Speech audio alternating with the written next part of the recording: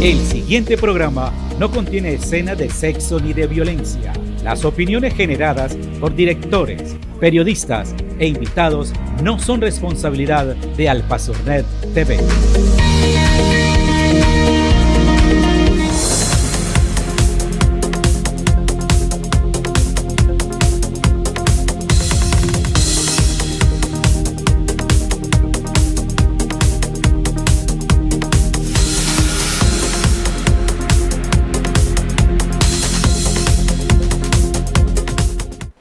Cordial saludo a toda la teleaudiencia del canal Alpazurnet, orgullosamente Opita para que vea. Bienvenidos y bienvenidas todos y todas a esta nueva emisión de Especiales Alpazurnet, el programa de entrevista, opinión e información en nuestro canal. Y hoy vamos a hablar de temas clave para nuestra ciudad, para nuestro municipio de Neiva. Vamos a hablar de liderazgo juvenil, vamos a hablar del plan de alimentación escolar, vamos a hablar de situación educativa de nuestra capital huilense, pero también vamos a hablar de liderazgo en el medio ambiente y qué está pasando en el consejo de nuestra capital, con un invitado muy especial que ha venido desarrollando una tarea de la Universidad Subcolombiana y ahora reflejada en el Consejo y en la ciudad. Ya le vamos a decir de quién se trata. Entre tanto, saludamos a todas nuestras audiencias que a partir de este momento se conectan a nuestras plataformas digitales. Alpa Noticias en Facebook Live, y ahí estamos en vivo y en directo. Igualmente en TikTok e Internet pueden seguir nuestra transmisión de Especiales Alpazurnet. Saludamos también en Garzón a toda la gente de nuestra capital diocesana. Hemos llegado allá con toda la oferta de servicio de Alpazurnet. El mejor servicio de internet de la región subcolombiana está aquí y usted se puede afiliar allá en Garzón para todo el centro del departamento del Huila. Y dos, se conectan al único servicio de televisión, al único canal de televisión regional que tiene el departamento de Huila, Canal Alpazurnet. Así que los invitamos a que estén muy conectados. Esperamos sus preguntas, sus comentarios a esta transmisión y a esta entrevista de hoy. Pues nuestro invitado, como lo anunciamos y ya hacíamos un marco general de quién se trata, es Luis Humberto Perdomo Romero. Con ese nombre lo conocen en la casa, en la familia, porque todos en Neiva lo conocemos como el concejal Humberto Perdomo, concejal de Neiva, perteneciente al Pacto Histórico. Está iniciando su segundo año allí en el Cabildo. 26 años, uno de los concejales más jóvenes, no solo de Neiva, sino del país, que ha venido desarrollando una tarea desde su municipio, desde su juventud en temas ambientales, en temas ecológicos, en temas de liderazgo juvenil. Muchos lo recuerdan porque fue quien lideró el tema de la matrícula cero en la USCO en plena pandemia del 2020 y el 2021. Igualmente, con su megáfono, lo vimos recorrer toda la ciudad, todo el municipio de Neiva y ganarse una curul a pulso, con propuestas, con ideas, sin dinero, y por eso está ahí en el consejo. Él es politólogo de la Universidad Subcolombiana y fue líder, fundador de uno de los primeros movimientos ecológicos ambientalistas de Huila, como fue Globo Verde, con el cual realizó y sigue realizando campañas ambientales. Concejal Humberto Perdomo, espero que no se me haya quedado nada en esa presentación, bienvenido. Fue muy amplia, profe, muy buenos días, me alegra mucho estar aquí hoy en este set con usted. Muchísimas gracias por las generosas palabras y el reconocimiento a este proceso que hoy en cierta medida pues me tiene acá también como concejal de la ciudad de Neiva. Y ha venido liderando los últimos días el tema del PAE, el Plan de Alimentación Escolar, y amanecemos en Neiva, una información que vamos a ampliar en Alpa Noticias con que ya se adjudicó. ¿Cuál es su visión de este tema? Claro que sí, pues en primer momento creo que aquí hubo como una serie de discusiones alrededor de la adjudicación del contrato del PAE en el transcurso de las últimas semanas.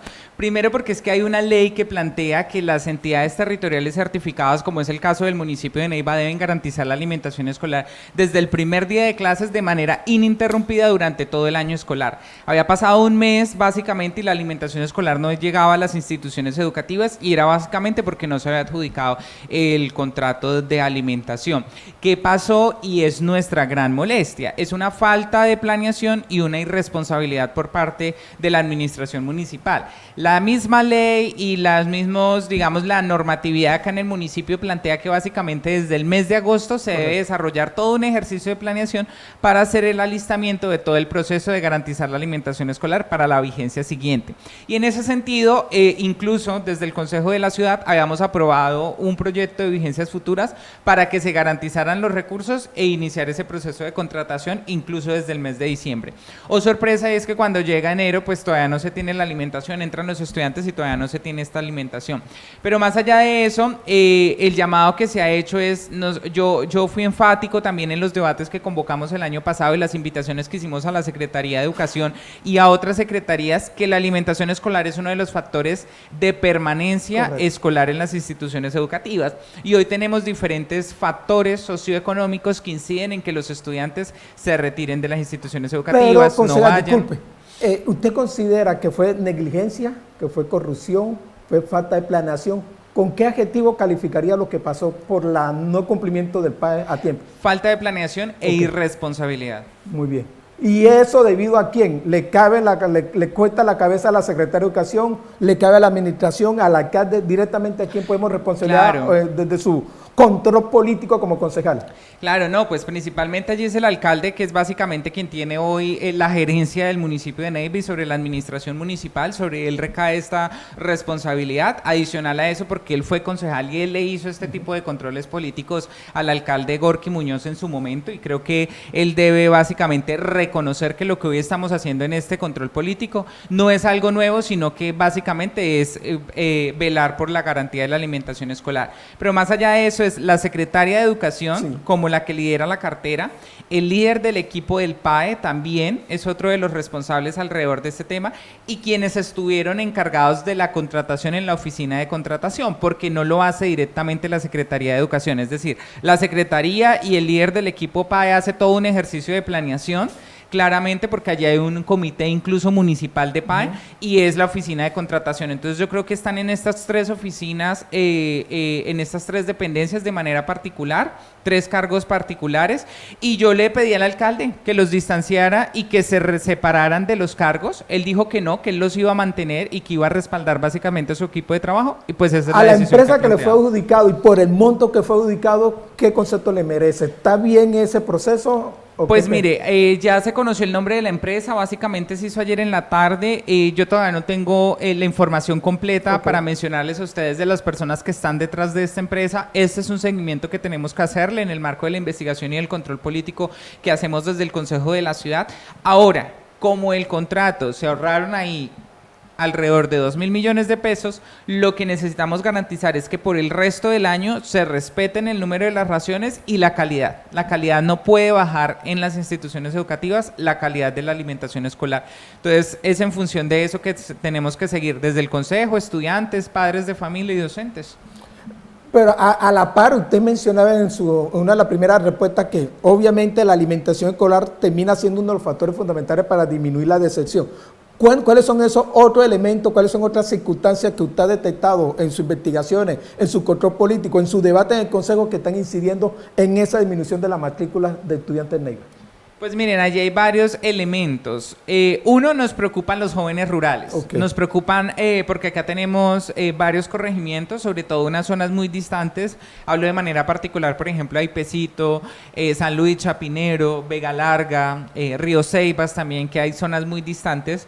Y allí es importante tener en cuenta dos cosas. Uno es el transporte escolar, por ejemplo. Hay estudiantes que aún hoy tienen que caminar media hora, 40 minutos para poder ir a sus instituciones educativas. Esa es una realidad que aún tenemos en el municipio. Y adicional a esos largos trayectos que se tienen que recorrer para ir a las instituciones educativas, está lo relacionado con la alimentación escolar. Entonces, eso es un factor muy importante. Pero adicional a eso, hoy tenemos un aliciente y es básicamente las alertas tempranas que ha emitido la Defensoría del Pueblo, que yo con eso he sido muy enfático por el reclutamiento de menores. Y eso lo que ha pasado es que históricamente a los jóvenes y los adolescentes, generaciones pasadas, han tenido que ir a la guerra porque no hay una presencia con un enfoque diferencial del Estado en las zonas rurales. Y es por eso que a mí me parece inadmisible que este tipo de programas no lleguen sobre todo a las zonas rurales, ¿verdad? Y pues más allá de algunos otros factores que se tienen, pues están relacionados también tal vez con el cambio de residencia. Aquí hemos tenido una dificultad y es que básicamente no hay un diagnóstico serio y concreto que mida de manera crítica y haga una relación de esos factores que inciden de manera particular. Entonces me refiero de manera general. La semana pasada también hubo una serie de manifestaciones y usted estuvo acompañando a estudiantes de diversas instituciones por el tema también de infraestructura educativa. El año pasado también hubo debate en ese sentido en el consejo que usted lideró sobre la infraestructura educativa, que muchas instituciones, pues casos básicos de esta gran institución como la del Liceo Santa Librada, del Colegio Nacional Santa Librada, en infraestructura que han detectado usted y cómo podría también eso afectar este tema. Pues miren, aquí hay un ejercicio de que la administración pasada básicamente dejó un plan de infraestructura, como se denomina, que es básicamente un documento con un diagnóstico de la infraestructura de las instituciones educativas, diagnóstico que lamentablemente en ese momento ya se encuentra desactualizado, que no se encuentra con una financiación clara. ¿Cuál fue una de las propuestas que le hacíamos en medio de los debates de control político el año pasado a esta administración? Eleve ese plan de infraestructura a un acuerdo municipal, para que a 5, 10, 15 años nos permita hacer una proyección de presupuesto y hacer una proyección de, sobre todo, de la inversión de infraestructura que se requieren en algunas instituciones educativas. Cosas particulares que nos hemos encontrado, cubiertas todavía con asbesto. El asbesto está prohibido en muchos países, básicamente desde principios de los 2000 a finales de los 90. Lamentablemente, por una serie de intereses allí, en Colombia solamente se hizo hace como 8 años básicamente, pero hasta ahora no hay un plan de sustitución del asbesto en las instituciones educativas. Y de ahí para allá pongámosle otras cosas. Hay, por ejemplo, falta de pupitres, nos hemos encontrado, por ejemplo, con la sede del Enrico Laya Herrera en San Bernardo, que es una sede que, por ejemplo, hoy tiene a los estudiantes tomando su alimentación escolar en medio de las vacas, porque al lado de un potrero donde hay vacas. Yo eso lo evidencié en un debate de control político, tomamos fotos. Hemos estado visitando diferentes instituciones, es para poder medir y reconocer esas características. Entonces yo creo que esas son algunas de las necesidades que se tienen. Él es Humberto Perdomo, concejal de Neiva, perteneciente al pacto histórico, que está hoy invitado aquí a especiales ALPA Surné. Hemos tocado en esta primera parte este tema escolar, este tema estudiantil, desde PAE hasta esta parte de la infraestructura educativa. Muchísimas gracias a todos los que están conectados a través de nuestras plataformas virtuales de ALPA Noticias. Ya estamos leyendo sus comentarios, ya estamos viendo sus preguntas para compartirla acá con el concejal Humberto Perdomo. Y en esta segunda parte vamos a hablar entonces del liderazgo juvenil, un tema en el cual él ha sido protagonista y que por algo lo llevó a ser este concejal más joven de Neiva, desde su trabajo desde Globo Ambiental, Globo Verde, hasta la Universidad Subcolombiana, de la cual es egresado como politólogo. ¿Cómo ha visto su papel y el papel de los jóvenes allí en el Consejo de Neiva? Y más usted que es el líder de este espacio, ¿cómo se ve el papel del Consejo por fuera cuando usted lo cuestionaba, quería llegar, y en este año y ya 3 meses allí? Pues mire, cuando yo estaba por fuera del Consejo, fui varias veces al Consejo, de hecho, a hacer intervenciones por temas ambientales, por temas de educación. En su momento fuimos a desarrollar una serie de críticas en el marco de la matrícula cero, etcétera. Y el Consejo, yo debo decir que el Consejo pasado, la percepción que yo tenía era que había un Consejo en una gran medida, porque no eran todos los concejales, pero algunas veces desconectados de determinadas agendas y distanciados de las comunidades. Me parece que era ese consejo. Adicional a eso, yo veía un consejo también que era muy servil a la administración de turno, que es lo que generalmente hemos encontrado.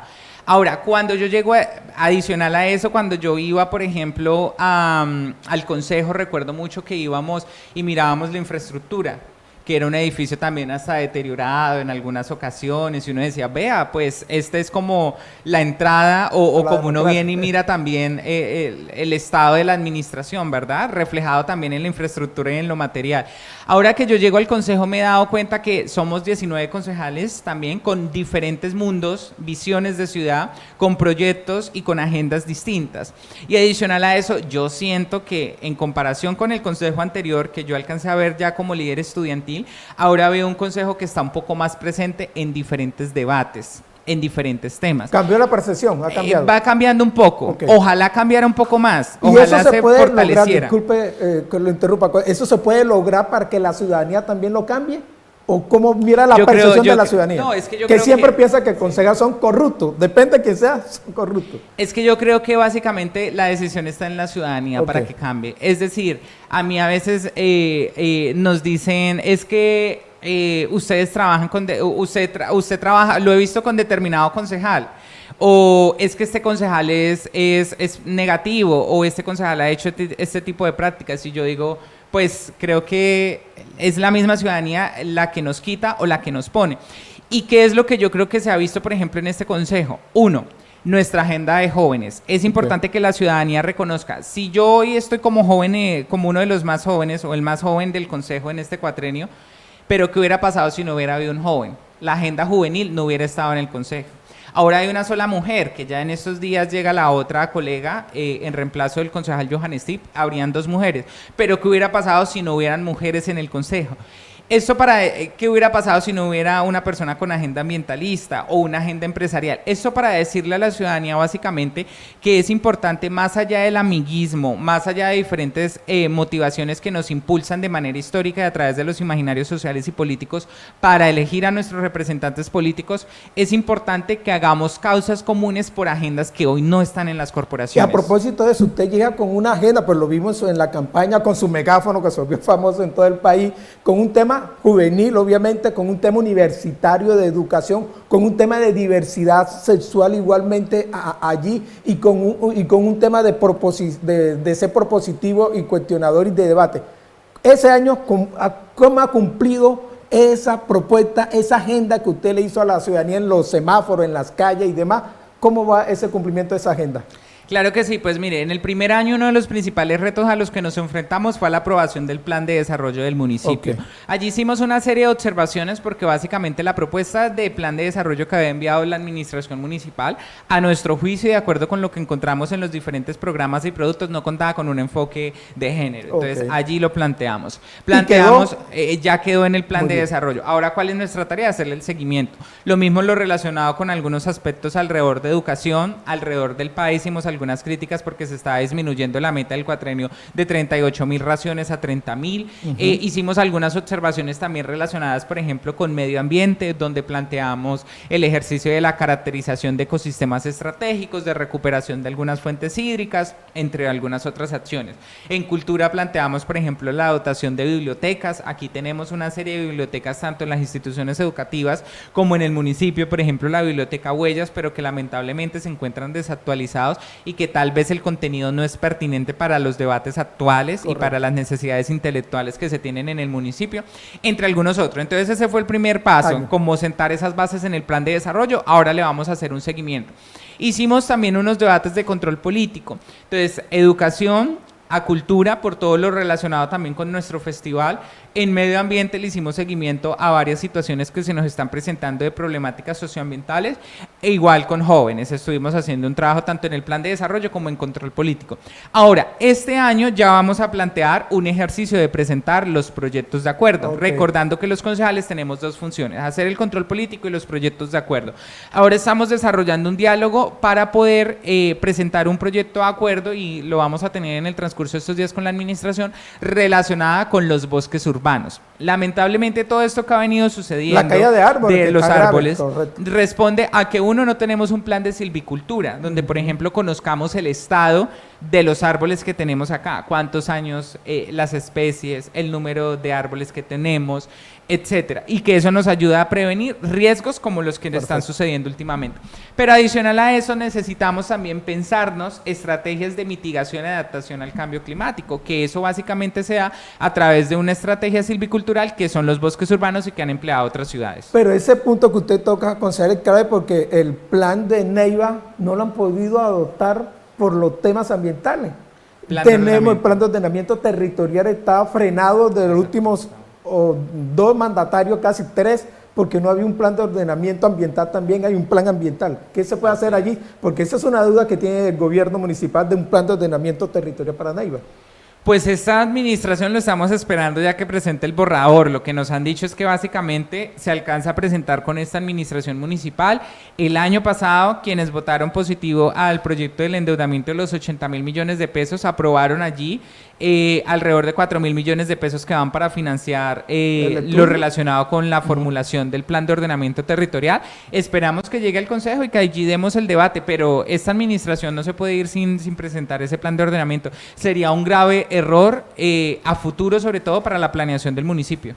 Él es Humberto Perdomo, concejal de Neiva, a nombre del Pacto Histórico. Está en su 2º año, llegó el año pasado con una campaña diferente, distinta, juvenil, propuesta bien interesante y que hoy está por primera vez acá con nosotros en especial y que lo vamos a seguir invitando. Ha estado en Alpa Noticias, en nuestros noticieros, pero hoy está aquí en especial Alpa Surné hablando en forma más amplia, más detallada de esas actividades. Y en este tercer bloque queremos, por aperto, muchas gracias a todos, ya tenemos algunas de sus preguntas acá, ya se las vamos a formular al concejal Humberto Perdón. Vamos a hablar un poco de política, porque estamos ya prácticamente acabando este mes de febrero, arranca el año político a partir de marzo, pues tendremos elecciones a Congreso, tendremos elecciones presidenciales, y ese momento de ir haciendo corte de cuentas de todo este tema. Y a propósito de ese corte de cuentas, usted como concejal, como perteneciente al Pacto Histórico, como líder, ¿cómo ha visto la presencia del gobierno nacional en Neiva? ¿Sí ha habido presencia, sí ha habido gestión del gobierno e inversión del gobierno nacional en Neiva específicamente?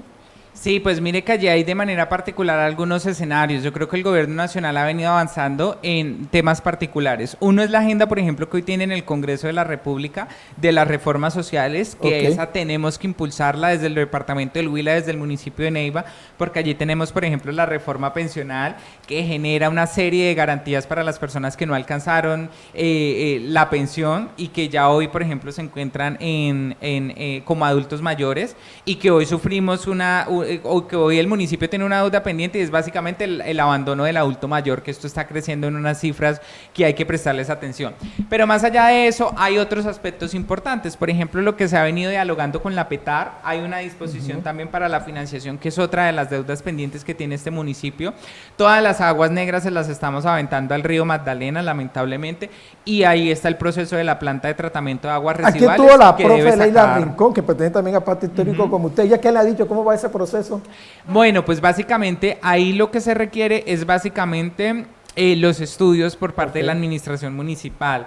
Allí hay una serie de dudas por el lugar donde se va a establecer, que va a ser en la Comuna 1, de acuerdo con lo que se ha venido presentando desde años anteriores esa propuesta, pero hay una oposición por algunos habitantes de la Comuna 1, por algunos habitantes de otras comunas. Entonces ahí hay un estudio que nos tiene que decir es dónde es pertinente la ubicación de esa planta de tratamiento de aguas residuales para que de esa manera se pueda hablar de inversión, y eso lo necesitamos pues ojalá antes de que se termine este cuatrenio del gobierno nacional para que quede en garantía de los recursos. Y hablando ya en ese tema del próximo año, hay muchos movimientos políticos con mira a las elecciones a Cámara y Senado. ¿Qué se está pensando dentro del Pacto Histórico?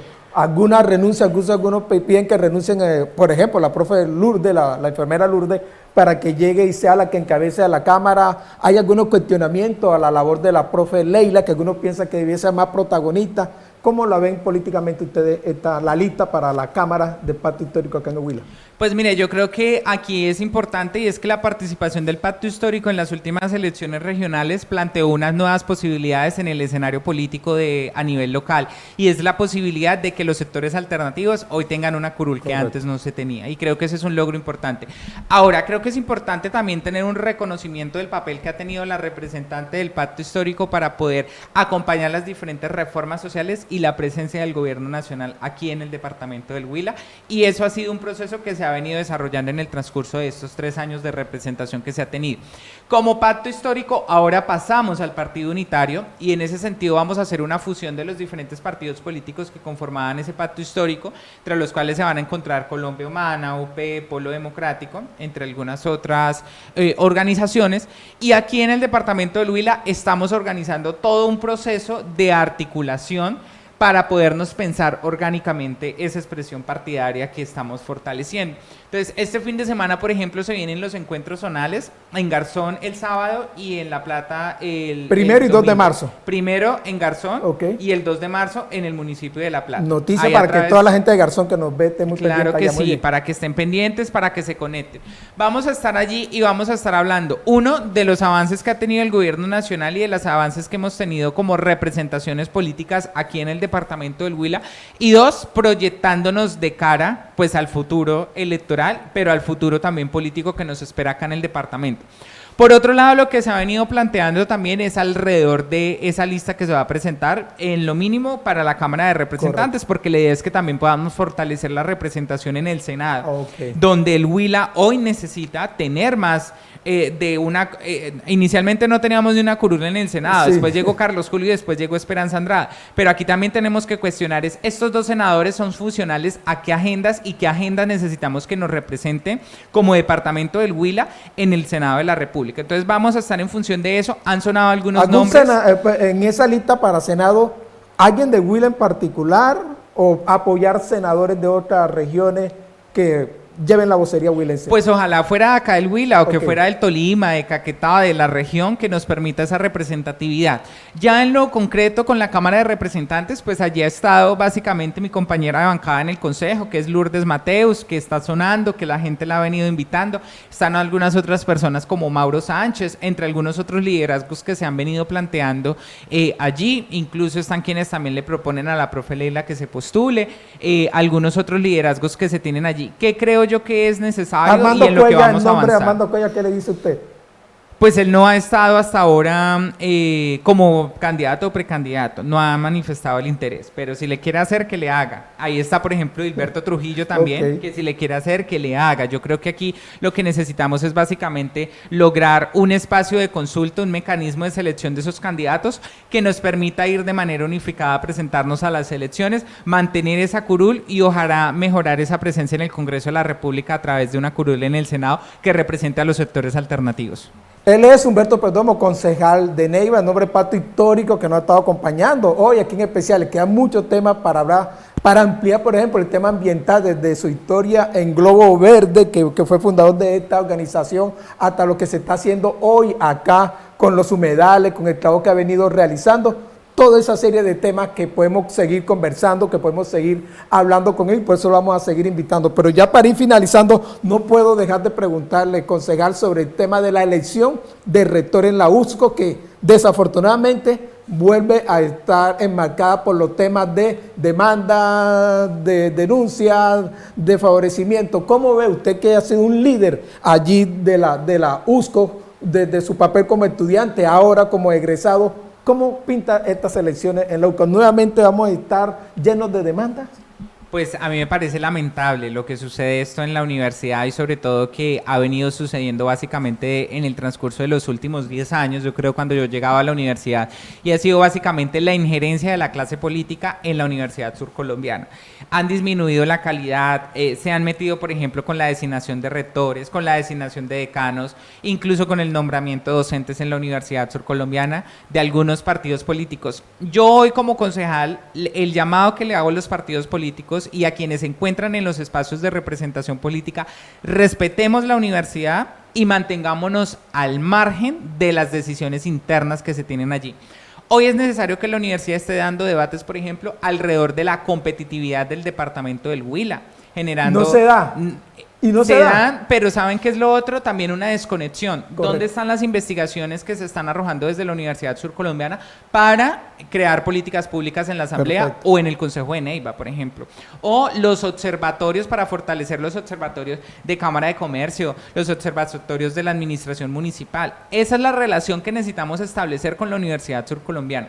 Entonces, yo creo que aquí si sigue deslegitimándose y generando una serie de comentarios, quienes vamos a perder somos el departamento del Huila, porque lo que se va a poner en duda es el nombre de una de las universidades más importantes, prestigiosas y sobre todo que le ha costado sangre, sudor y lágrimas a muchas generaciones sostenerla en el departamento. ¿Tiene usted algún candidato de los 11? No, hasta el momento no. Yo lo que he venido, incluso pues hemos hablado como con varios profes, varios docentes, me han estado buscando para sugerir propuestas, para hablar de diferentes escenarios alrededor de la universidad, como en disposición de dialogar, en disposición de abrir estos espacios y sobre todo de que podamos construir propuestas de manera conjunta. Usted que fue estudiante, que votó, ¿cómo mira ese proceso de que vale más el voto del profesor que de los estudiantes? Hay que cambiar esa dinámica. Se necesita una constituyente, que yo también que fui profesor muchos años allá, siempre se habla de una constituyente y nunca se concreta. Sí, nosotros estuvimos muy cerca de hacerlo en el 2020 porque impulsamos la segunda papeleta por la constituyente.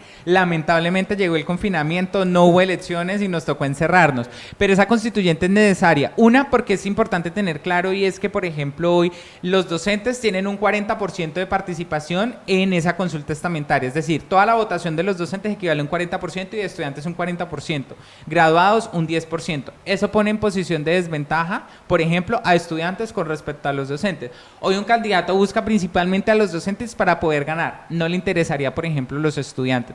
Pero adicional a eso es una terna que se elige en el Consejo Superior Universitario, donde se han politizado los intereses, y eso es lo que hoy pone en duda básicamente este proceso pues de consulta estamentaria, y es allí donde deben haber una serie de reformas para modificar esos porcentajes, a mi opinión, para quitarle esa terna al Consejo Superior y que haya un proceso un poco más democrático. Él es Humberto Perdomo, concejal de Neiva, a nombre del Pacto Histórico, que nos ha acompañado hoy aquí, en especial a Pasones. Quedan otros temas, como hemos dicho, ahí pendientes, que seguramente lo vamos a abordar en otras entrevistas, en otras invitaciones que le vamos a hacer. Concejal, muchísimas gracias por acompañarnos, y un mensaje final para la audiencia sobre el papel que cumple un joven, una persona universitaria y un líder como usted en el Consejo. No, a ustedes muchísimas gracias por la invitación, por abrirme los micrófonos de este medio de comunicación. Acá contento de volver otra vez a ALPA, invitarles a quienes me ven a esta hora para que ojalá nos sigan, se conecten con nosotros a través de las sesiones del Consejo. Este 1 de marzo, el sábado, iniciamos periodo de sesiones ordinarias en Instagram, en Facebook, en TikTok, en X. Me pueden buscar como humber.perdomo y allí estamos planteando cómo votamos, cuál es nuestra posición con respecto a los diferentes temas, porque lo que nos interesa es que ustedes entiendan qué decisiones necesita el municipio, cómo se están tomando y quiénes están votando de determinada forma. Así Muchísimas que buen día. Gracias.